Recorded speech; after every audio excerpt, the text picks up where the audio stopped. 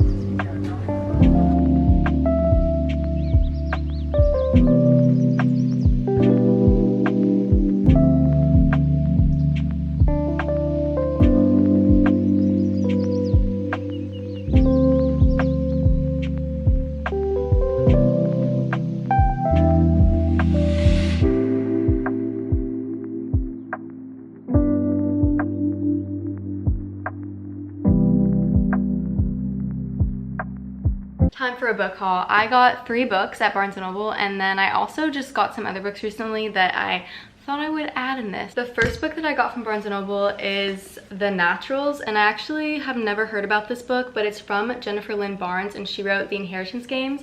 It's a YA novel and I love The Inheritance Games so much. It has like mystery but then also a little bit of romance and just like a lot of fun like mind games and that sort of like detective sort of thing. I don't know when it came out. I hadn't heard anything about it, but I really like her writing. It was really fast paced and just like kept me on the edge of my seat, but it wasn't like a scary mystery. I really want one that has that same sort of vibe, and I think that this one might be a great series to get into. I got What Happens After Midnight. This is one of the ones that I was intending on getting, and so I'm really happy that I got it. It's by the same author as The Summer of Broken Rules, and I'm just hoping it has the same vibes as that one, like the summer feeling that one gave me. I really want to feel that again. The mix of budding romance, competitive hijinks, a close-knit circle, as well as dealing with loss makes for a satisfying read. Third book that I got from Barnes & Noble is The Housemaid. I was not intending on getting this book, but it was buy one get one 50% off, and this is the only other one I saw where I was like, okay, I actually am really interested in reading that, but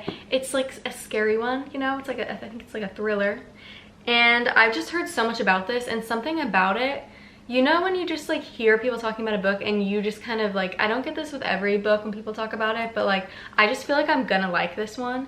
So maybe I could read a book that's actually gonna get me into like this sort of genre. But you know what book will not scare me that I got? Now we're done with like the Barnes & Noble ones. These are just like the other ones that I've gotten recently, and this is the Mindfuck series.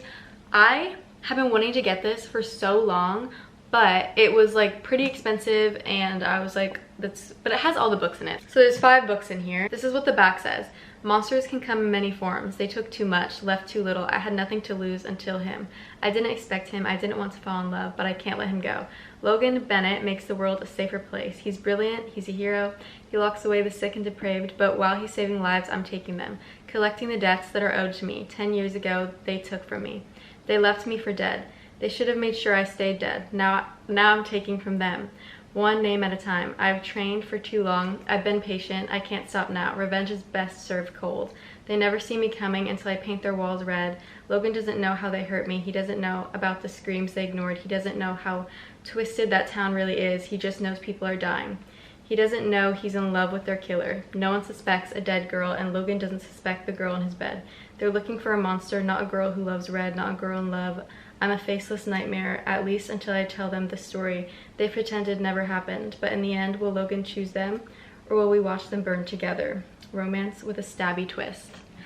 I just felt like I was transported as I was reading that. That like sounds so good. Okay, I'm very excited. I can't wait, and I'm excited. I just want to film it because I want to see my reactions to things. Because like even just then how she said that was giving Taylor Swift Reputation so hard. Vigilante shit, that's what that's giving. Daughter of No Worlds. I've been wanting to read this one for so long because I've been hearing people talk about it. This has been like one of the fantasies that I feel like will get me really like sucked into the story, so I'm very excited about this one. I haven't read anything by this author, but I know she's kind of like popping off right now, so I'm really excited. I hope it's just like a really like good, I think it's like romance and fantasy and just like that kind of epic feeling. Okay, now by the same author, I got The Serpent and the Wings of Night. I'm really excited about this one. The way I've heard people talk about this one, it's like exactly what I'm looking for. It's that like intense epic fantasy, but with like romance in it. Human or vampire, the rules of survival are the same. Never trust, never yield, and always guard your heart. I didn't know there were vampires in this, so that's news to me. I'm genuinely so excited for this. I might even read this one first because I'm in a little bit of a vampire mood. I don't know, we'll see. Next up, a book that I've been wanting for so long, and okay, let me just tell you, I got The Right Move by Liz Tomford. This I've seen everywhere. This I've been seeing everywhere for quite a while now, and everyone says there's two books. It's like a duology, pretty sure, or you can read them separately because they're about different couples, but they're both like intertwined in some ways. Like I think the other couple might make an appearance in this book. I think someone's like a sibling of someone. But the reason I got the second one and not the first one is because I have heard so many people say like they loved this book, but not the first one. And I've heard like enough people say that to where I'm like, why would I read like the first one if I think I'm gonna like this one a lot better than it? But I know it's also like a gamble because maybe I would have really liked it. I started listening to the audiobook of the first one. I didn't really listen to that much of the audiobook, and then I kind of like moved on from it. So I'm gonna try out this one and see if I like it.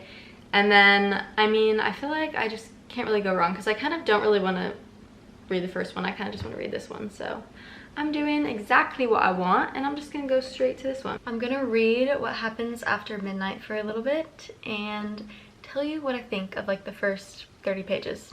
My friend nostalgia, I found you when I heard the sweet sound of the ones who I once knew so well. In a voice memo from years ago, we were laughing about some nonsense.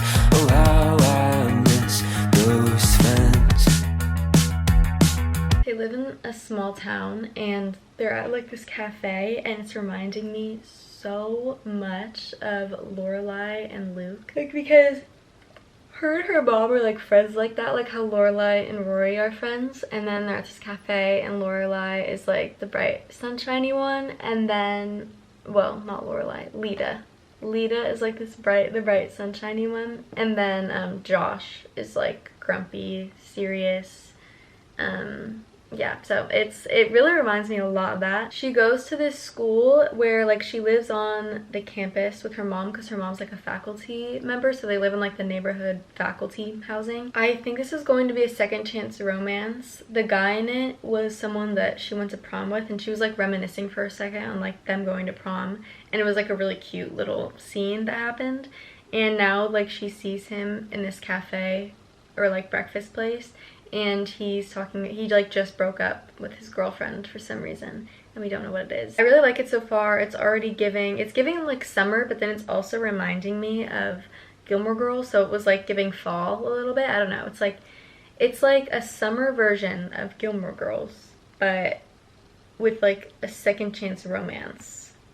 Okay, I'm going to stop for now because I've got to go. Oh yeah, this is going to be the end of the video. Thank you so much for watching. I hope that you enjoyed watching this video. Remember to like this video and subscribe to my channel if you want to see more of my videos. And then I also have a Goodreads, a TikTok, and an Instagram where I talk about books, and they're all Farrah's books, and I'll link them in the description. Have a great day, and hopefully I will see you in the next one, or you will see me in the next one.